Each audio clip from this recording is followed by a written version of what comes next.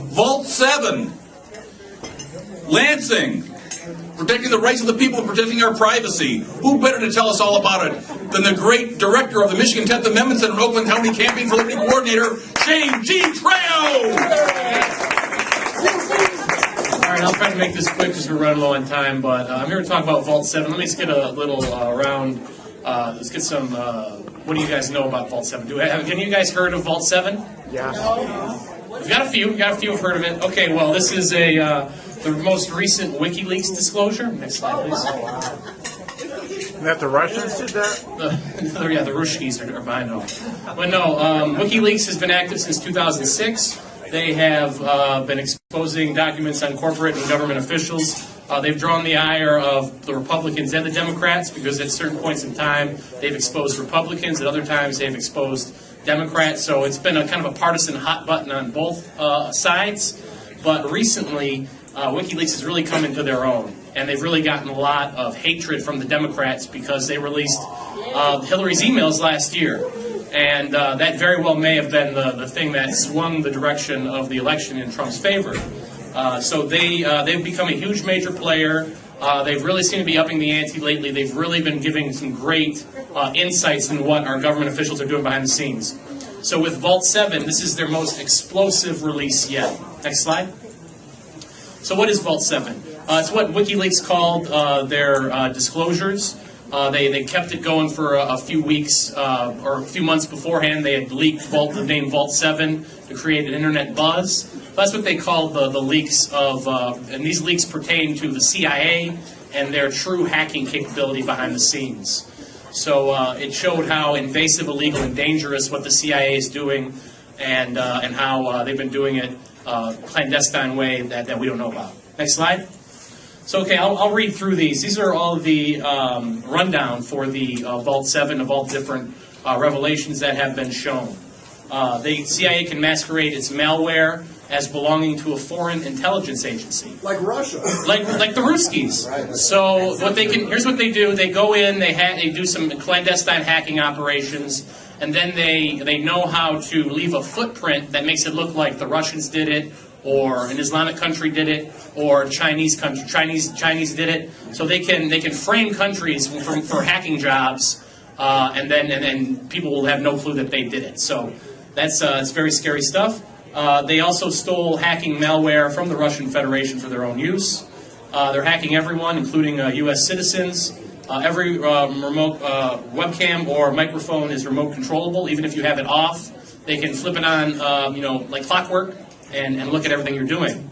Their exploits have been leaked internally, and now unauthorized people have access to all these different CIA tools and tricks. So they haven't been particularly good at keeping them hidden. Obviously, since I'm reading them off the screen right now, they haven't done too good of a job with that. But even before that, it had already released their hacking capability had already released to terror groups and other possible enemies. So they're very bad at keeping us safe. Clearly, they can have malware that infiltrates iPhones, Androids, Windows phones, and even your smart TV.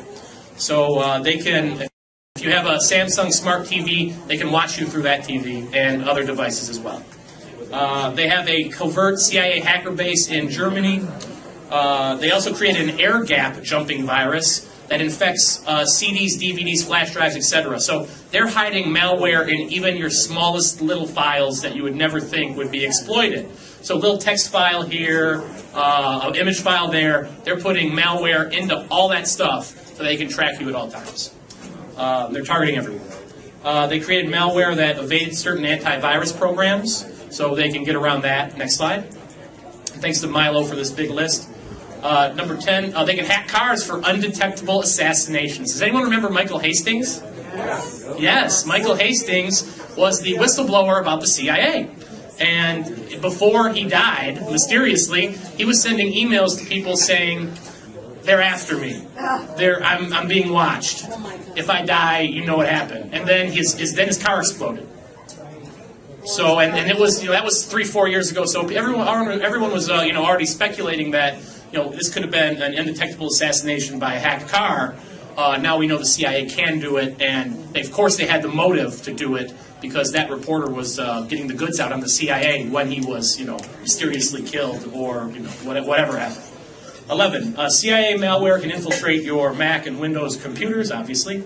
Number 12, CIA infiltrates your smartphone to read messages on encrypted apps before you send them. So the encryption works, but the CIA gets the info before you even hit send. They get the message somehow. Yeah, pretty futuristic, huh? The CIA malware can infiltrate Linux and routers. Linux is what people use to try to give themselves more security on the internet. Doesn't help. CIA was supposed to reveal their major vulnerabilities to all these different corporations like Apple and Windows Phone and Google, but instead they just hoarded them for their own use. So they left us vulnerable to give themselves the upper hand in these hacks. Notepad, a popular text editor, has a hijack planned by the CIA. They steal your saved passwords from Internet Explorer. They can bypass Windows user account control completely. And they have Android malware that makes Android phones. So your Android phone will bulk spy on Wi-Fi networks around them, thanks to a CIA program that they've created. So yeah, that's what they're up to, folks. And Vault 7, they're still not done with Vault 7. They're still putting out info. They're still putting out disclosures. So there's more to come. But that's just the tip of the iceberg, so to speak. Absolutely. CIA is doing all this stuff, and thank God for Wikileaks because we know what's going on. But like if you were paying attention to Ron Paul for years, Amen, or listening to InfoWars over the years, as I know many have, we all knew they were doing this stuff. Now we just have the evidence. We have the evidence showing that they're actually doing it. So it's going to make it harder for our detractors to deny the obvious reality that's around them. That's the good thing. The bad news is we're living in a police state. Big Brother is here. Here are other things that I always routinely cover when talking about nullification and legislation. This is the way that the government is, that we know of how they're destroying our privacy, in addition to what they're doing behind the scenes. Checkpoints, they're collecting saliva and DNA at these illegal checkpoints. No warrant, no Fourth Amendment. They'll take your saliva and then give it to the feds for a federal database. That's coming to Michigan if our legislators can push it through. X-ray vans.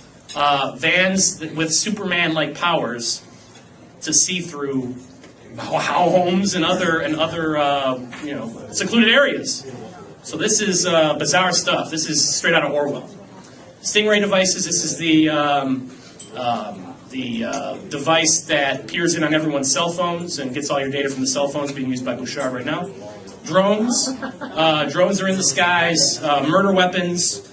They want 20,000 of them in the skies by the end of the decade, in the United States skies. So they're coming. Well, they're already here, but they're going to be implemented more and more as time goes on. License plate readers. This is where they're gathering all this bulk data, using it for the purposes of profiling and putting it in a federal database. Ubiquitous NSA spying. They're looking at everything. In addition to the CIA hacking everything and leaving you so vulnerable, the NSA's peering in on everything that you do as well. And there's other government bureaucracies that are doing God knows what on top of that. Smart meters, very important issue for many people here.